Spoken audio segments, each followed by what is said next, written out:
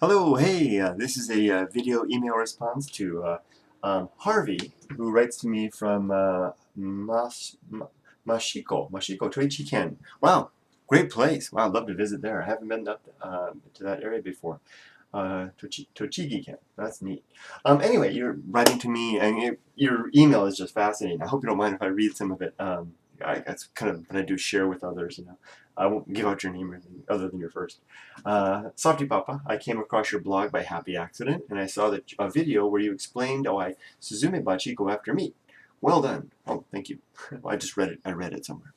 Just regurgitating, so to speak. Reiterating. Sharing. I'm an American who has spent nearly half of my 67 years living in Mashiko, Tochigi-ken. I'm a ceramic artist, and I'm very lucky to be living here. I feel the same way. I'm very lucky to be living here as well. Wow, ceramic artist. Wow, that's really neat. You're one of those who have found a way to find not only a way to enjoy life in Japan, but to actually engage in a wonderful your passion, I guess. You know, I guess what you wanted to be doing in life. That's amazing. Congratulations. At the moment, I am trying to protect my single honeybee colony from Japanese hornets. This is a very difficult task, and last year I lost the battle. My one hive was completely decimated by those predators.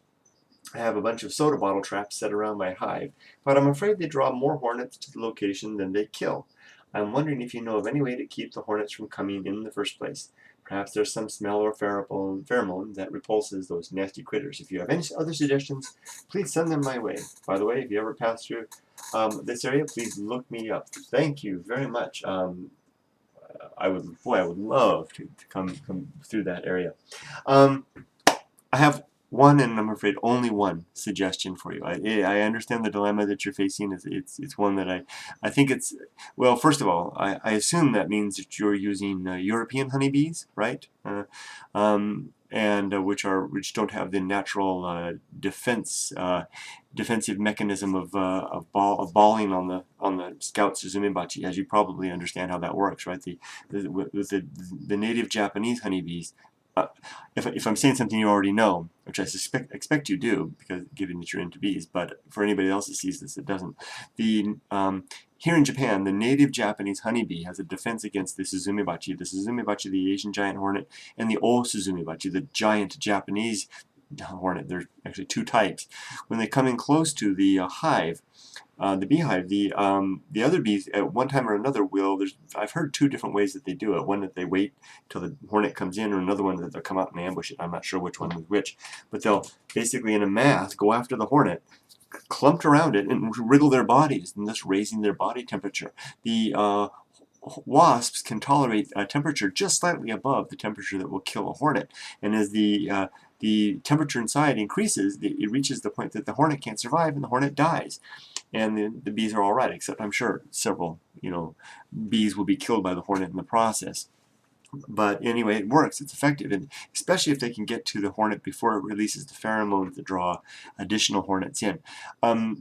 That works pretty well with the native Japanese honeybees who have evolved to have that natural defense. It doesn't work with the European honeybee, which was introduced into Japan and is cultivated by some beekeepers. Honey wranglers, whatever you want to call them. What are you guys called? There's got to be a word for that. Anyway, they don't have that defense, so they simply the hornets find them, send off the pheromones to bring in more. And that's the end of the colony. So I guess I have two suggestions for you. One, switch to, if you're not already, switch to Japanese bees. Apparently they have a lower honey yield than the Europeans bees, but if you're not doing it for commercial purposes, maybe you can get by with that. I imagine that maybe the taste might be very interesting. Who knows? But what do I know? But so that might be one thing, is to have use the native Japanese honeybees. Another idea will be, okay, let me preface this idea with a story. Sometimes when I'm out in the countryside, and you probably see this too where you are, you'll see suzumebachi nests. They're very large, under the eaves of the particularly old farmhouses with the large eaves. These giant, these things are huge. They're massive, these giant nests up under the eaves. Now remember, suzumebachi in most places, particularly, and of course in Japan, which has a pretty good winters through most of the country. They die out. They're basically, except for the queens, which the new generation of queens which lay over until the next season. But so a nest is for a season. A nest is for a summer, really.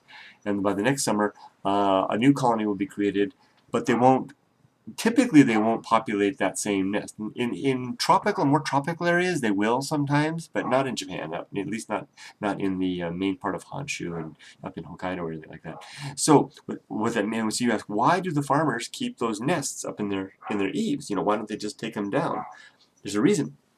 The farmer, I actually talked to a farmer who told me this. He said, I keep them up there because the suzumebachi, the next year's suzumebachi, won't make a nest if they see another suzumebachi nest.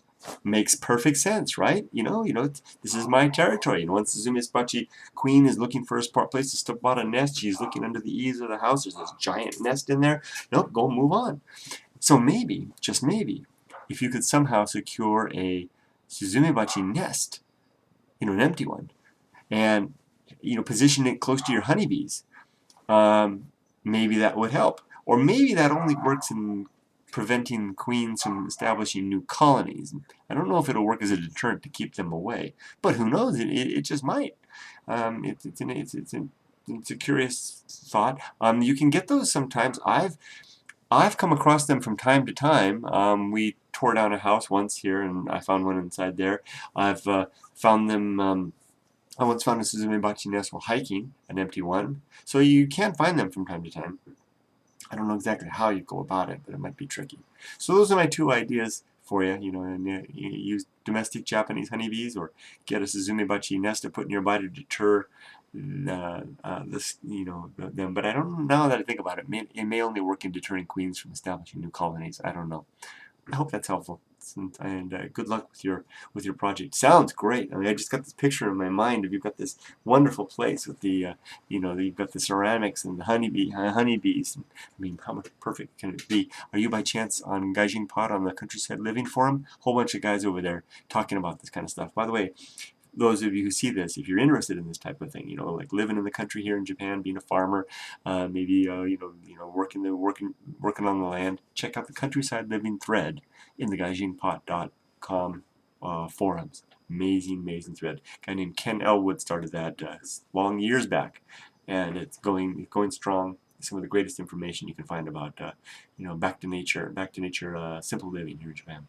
Well, I hope that helps, Harvey. I hope I meet you someday. If you ever come down to Shizuoka, look me up. We'll go for a hike. I'd love to sit down and have a beer with you and chit-chat about Japan, and especially hear your stories. I bet you've got some. Take care. Thanks, Harvey. Bye-bye, everybody.